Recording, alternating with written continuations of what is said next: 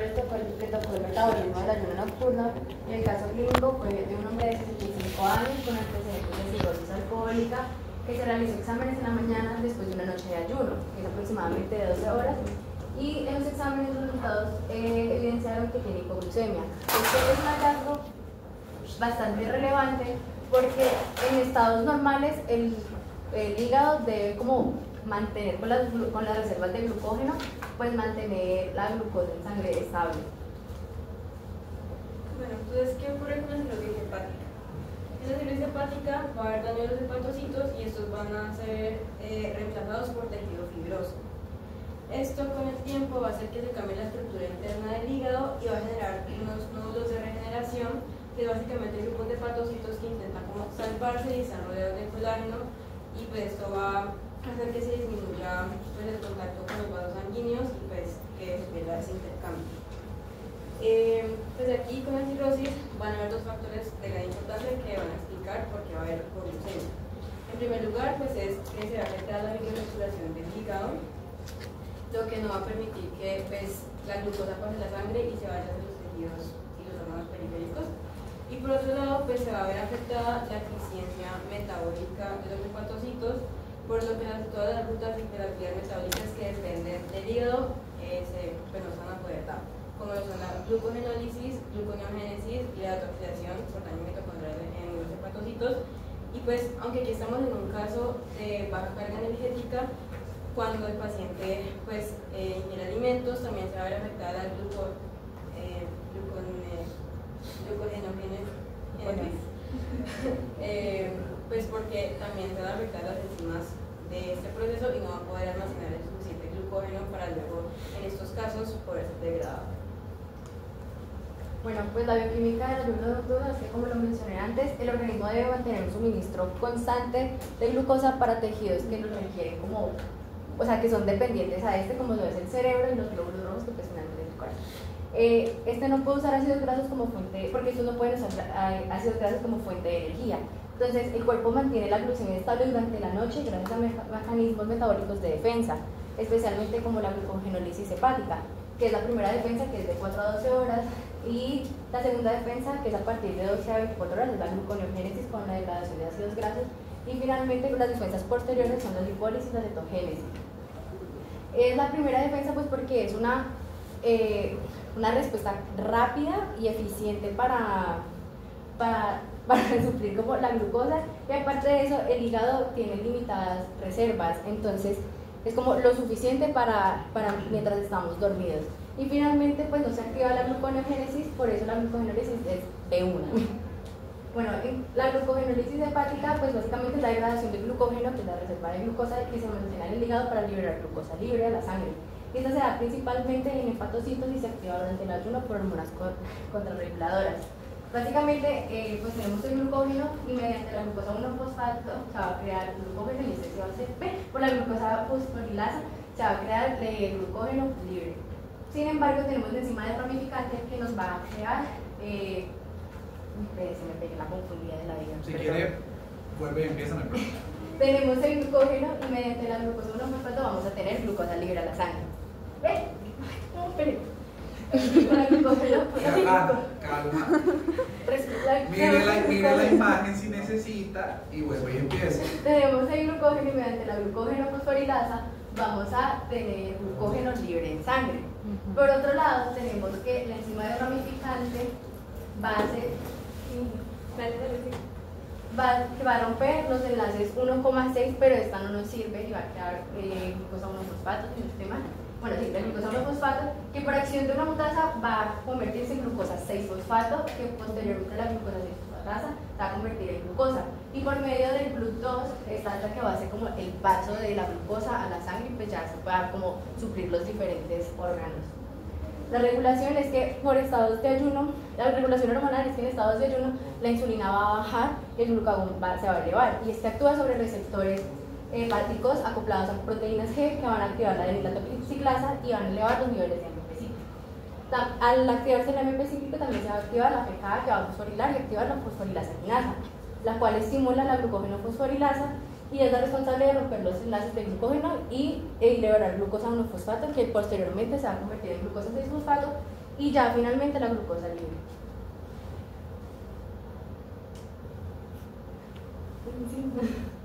O bueno, yo les digo, bueno, pues como lo mencioné anteriormente, las enzimas que van a verse como afectadas va a ser la glucogenofosforilasa, que es la que va a catalizar la ruptura del glucógeno, la fosforilasa quinasa, que va a activar que activa la fosforilasa, la glucógeno ramificante, que es la que va a eliminar las ramificaciones en el glucógeno, y la glucosa 6-fosfatasa, que es la que va a ser la glucosa libre, que está ausente del músculo. Entonces pues esta es importante porque pues tenemos una cirrosis que va a afectar el tejido hepático.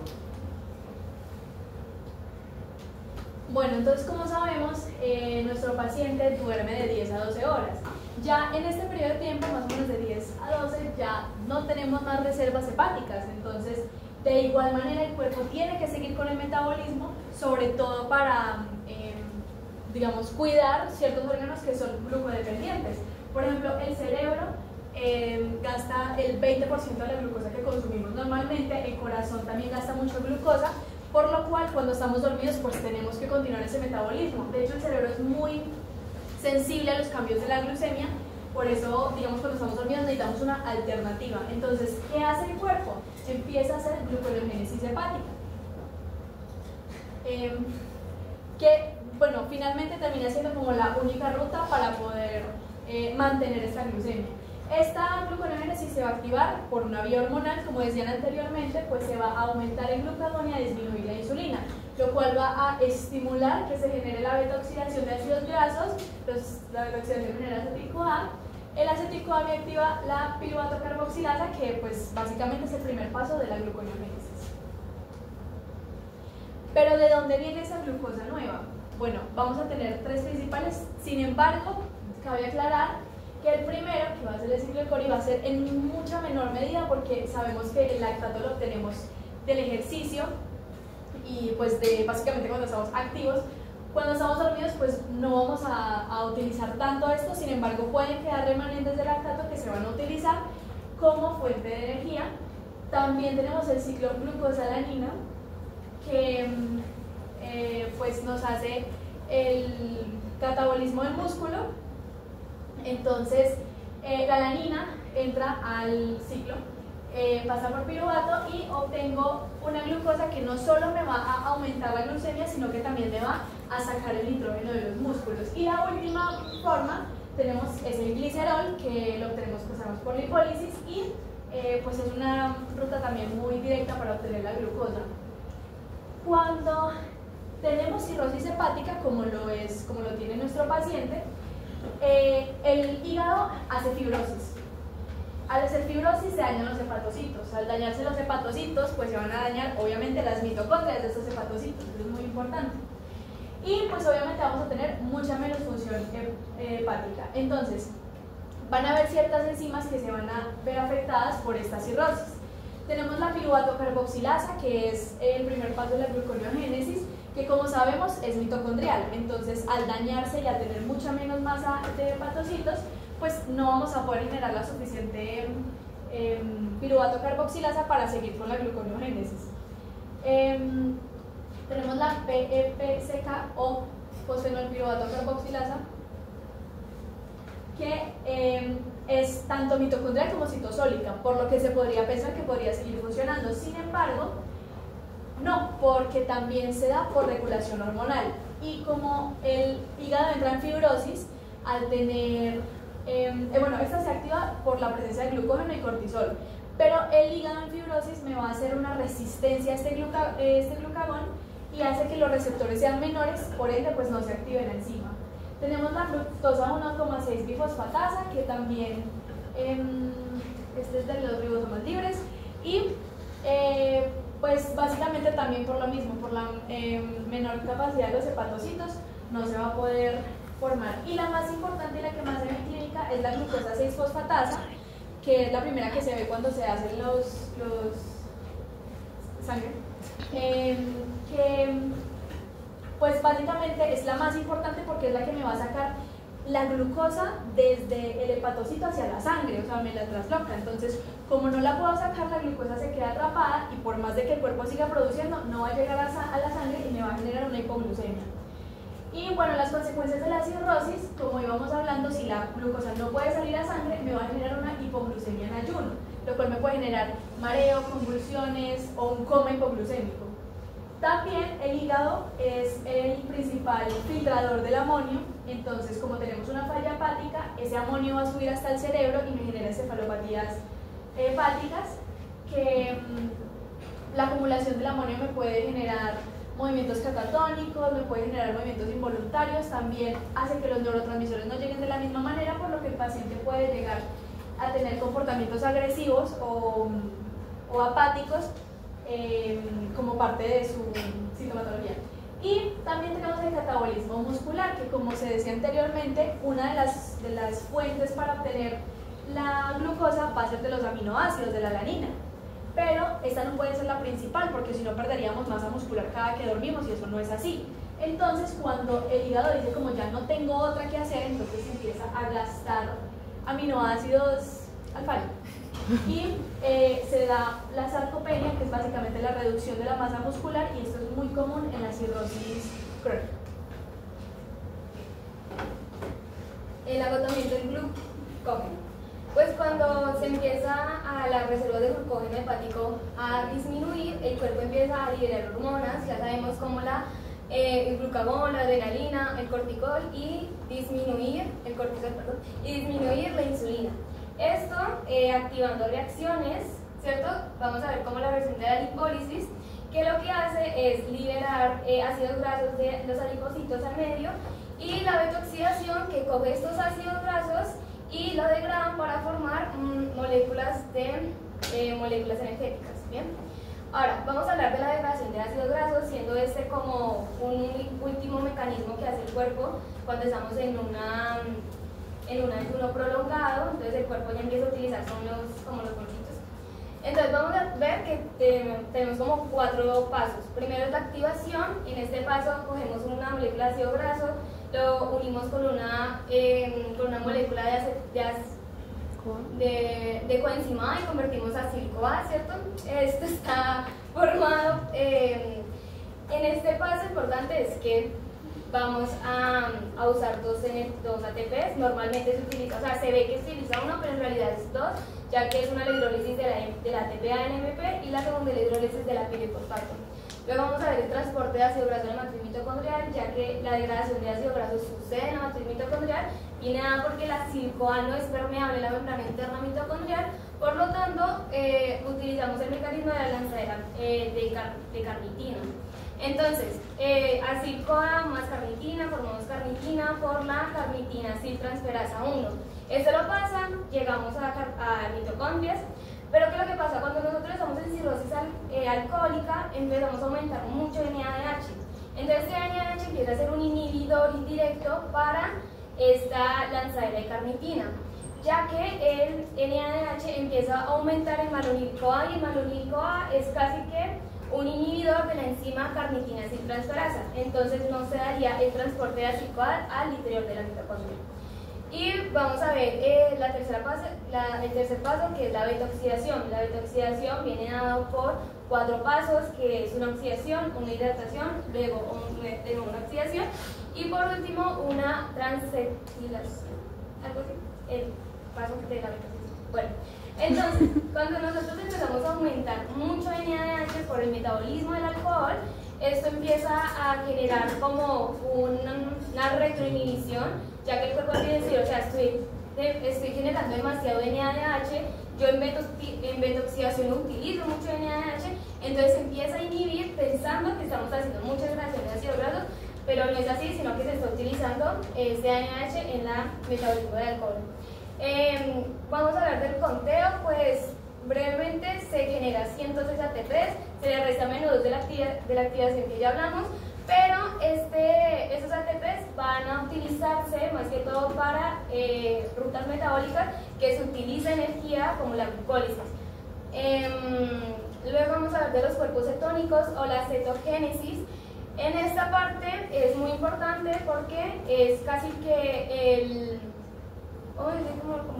combustible de reserva. Cuando nosotros estamos en un ayuno prolongado, el cuerpo empieza a generar cuerpos cetónicos para órganos vitales como cerebro y corazón, ya que el cerebro es un órgano que 24/7 necesita energía y además no puede hacer beta-oxidación, entonces generamos cuerpos cetónicos. ¿Qué pasa? Cuando tenemos muchísimo acetil-CoA, eso se empieza a acumular porque no entra ciclo de Krebs, porque ciclo de Krebs no se está usando. Entonces se acumula acetil-CoA y este empieza a formar cuerpos cetónicos como la acetoacetato, acetona y beta-hidroxibutirato. Sí. Estos cuerpos cetónicos viajan a sangre y van a los órganos efectores como el cerebro. Y aquí cuerpo cetónico se convierte en acetil-CoA de nuevo, entra el ciclo de Krebs y es así la forma en la que les da energía al cerebro y al corazón. Bueno, ahora vamos a tener los efectos de la hipoglucemia. Primero tenemos la falla de la glucogenólisis. Como el hígado está afectado por la cirrosis hepática que tiene, entonces no vamos a poder romper adecuadamente el glucógeno, por lo cual va a disminuir la liberación de la glucosa hacia la sangre. Luego tenemos la lipólisis, que en la cirrosis el hígado va a poder aprovechar correctamente los ácidos grasos que tienen el tejido adiposo, por lo cual vamos a tener energía insuficiente. Luego tenemos la cetogénesis limitada. Como el hígado no logra transformar esos ácidos grasos a cuerpos cetónicos, entonces el cerebro, que es el que más necesita esa energía, no va a poder recibir esa energía de manera adecuada. Y aquí, para complementar lo del amonio, como sabemos que el amonio se va a ir por el ciclo de la urea, entonces sabemos que el amonio es tóxico, va a pasar hacia la sangre y llega al cerebro y va a producir encefalopatía hepática. Luego tenemos la disminución de la gluconeogénesis. Como sabemos que el hígado está dañado, va a tener menos cantidad de enzimas y cofactores NA+, lo que disminuye la producción de glucosa endógena y favorece a la hipoglucemia. Pero en un contexto de cirrosis, porque el alcohol consume NA+, como sabemos, el alcohol, para poder oxidarse en nuestro metabolismo, va a pasar a ser acetaldehído por medio de la enzima alcohol deshidrogenasa, donde va a consumir un NAD+ y va a liberar un NADH. Luego este acetaldehído pasa a acetato por la enzima aldehído deshidrogenasa, donde consume un NAD+ y libera un NADH. Entonces, porque esto va a bloquear a la gluconeogénesis, porque en la gluconeogénesis necesitamos este NAD+ en diferentes rutas, como lo es la conversión de lactato a piruvato y malato a oxalacetato. Entonces, al tener esta cirrosis en el hígado, esto se va a detener y no vamos a poder producir energía. El tratamiento se va a dar a partir de una glucosa exógena, la cual puede ser administrada por vía intravenosa o por vía oral, con el fin de restaurar rápidamente los niveles de glucemia en nuestro organismo. Al ingresar directamente al torrente sanguíneo va a aumentar la concentración de glucosa plasmática, y esto va a favorecer a que ya tengamos una mayor energía en el cerebro y en el músculo, que son los lugares donde más la necesitamos. Luego tenemos la importancia para evitar el ayuno prolongado. Bueno, como sabemos que en la enfermedad hepática el hígado no puede mantener los niveles de glucemia en su estado normal, entonces vamos a fallar la glucogenólisis y gluconeogénesis, lo que provoca la hipoglucemia con los síntomas que ya anteriormente mencionamos, que era sudor, convulsiones, entre otros. Además, el organismo va a ocurrir a estas grasas y proteínas para obtener energía, pero por el daño hepático que estamos presentando no va a poder generar los cuerpos cetónicos correctamente, y pues ahí se ocasionaría lo que mencioné anteriormente de la mina, ocasionando ya problemas neurológicos. Y lo que se le recomienda al paciente es comer con frecuencia y evitar un ayuno prolongado a mayor de 8 horas, y para prevenir todas estas descompensaciones metabólicas. Gracias.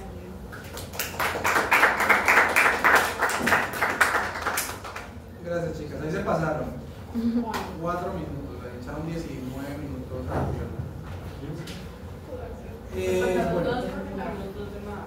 bueno, pues ellas dos están dentro de la rúbrica, o sea que ya son 2 de más, era, digamos, 17. Bueno, entonces, tengo solamente como 2 preguntas como para hacerlo un poquito rápido. Lo primero, no entendí la relación del etanol y la producción del NADH con el resto de las rutas. Es decir, la única opción, bueno, más bien, explíquenme y luego miro, pues como, porque tengo una interpretación probable, pero no me queda claro el tema del etanol y el NADH para esa, o sea, como la importancia pues de la mención del metabolismo del etanol en ese caso. Pero no responde usted. La que quiera, pero no hay.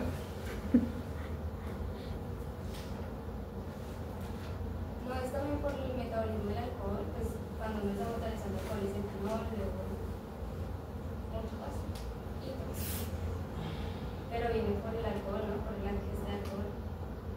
sea, estamos asumiendo que el paciente llegó en ayunas después de 12 horas de ayuno, pernocta a urgencia borracho.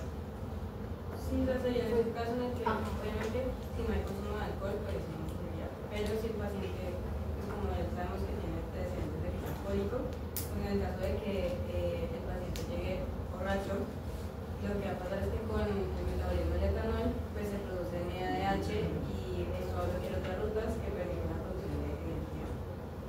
Pues, a pesar de que él no tiene energía, pues porque no ha comido, no se van a poder las otras rutas que le permiten como suplir eso por el NADH. Ahí es lo que les iba a decir, porque pues como que, no sé si fue parte me la perdí, pero pues tienen que dejarse claro, porque pues si el paciente no está alcoholizado, el metabolismo del etanol no tiene sentido y el desgaste del potencial oxidante del NA además, pues en ese caso no aplica, porque pues es una ruta alterna considerando que hay etanol en sangre para la producción de acetato. Y la segunda, para las personas con cirrosis normalmente uno de los principales signos que aparecen es alcalosis metabólica, a lo contrario de la acidosis metabólica. ¿Por qué? ¿Qué podría estar produciendo alcalosis metabólica en el paciente? En este caso el que tienen ustedes aquí. ¿Vómito? No. ¿No? ¿Qué? Pues pensaríamos que como el hígado está dañado y el hígado es el principal filtrador de todo lo que va, digamos, hacia la orina, entonces si el hígado está dañado no se filtraría y todos los compuestos se quedarían en la sangre. ¿Cuáles? Quedarían en la calosis, por ejemplo.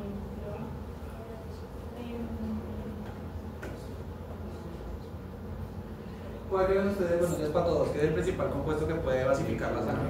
El carbonato. El carbonato viene de la respiración, ese es imposible saturarlo. ¿Y el otro? No. ¿Qué? Hidrógeno. No. Están los últimos temas que vimos. La amina. El ion amonio.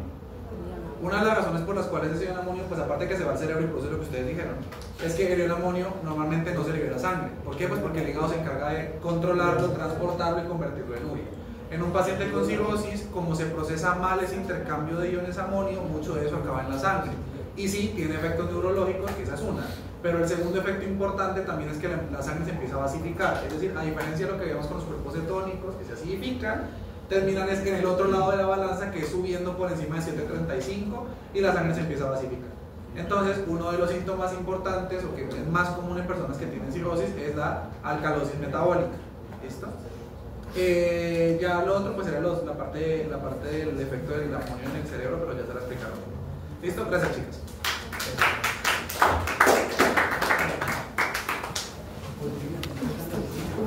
Me duele la cabeza.